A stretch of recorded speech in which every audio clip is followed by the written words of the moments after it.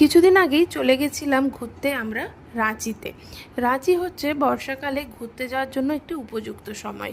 ফটোগুলো আসার পর থেকে দিয়েছি এবং তারপর ফেসবুকে অনেকে আমাকে জিজ্ঞাসা করেছে এটা কোথায়, কিভাবে গেছি। পুরো ডেসক্রিপশন বক্সে আজকে আমি কিছু ফোন নাম্বারও শেয়ার করে দেব।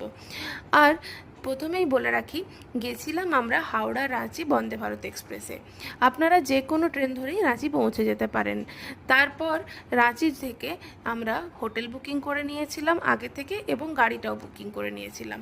সকাল সকাল ব্রেকফাস্ট সেরে পৌঁছে গেছিলাম পাত্রাতু ভ্যালি।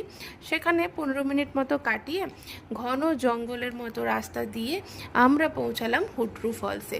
হুডরু ফলসে পৌঁছে 700 সিঁড়ি ক্রস করে নিচে নেমে আমাদেরকে এই ফলসটা দেখতে হবে। তারপর আবার ওপরে উঠে আমরা গেলাম জোনা ফলসের উদ্দেশ্যে।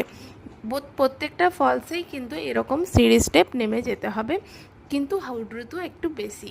আর বাকিগুলোতে 350 400 এরকম সিঁড়ি আমাদেরকে নিচে নামতে হয়েছিল। জোনা ফলসটাও খুব সুন্দর ছিল।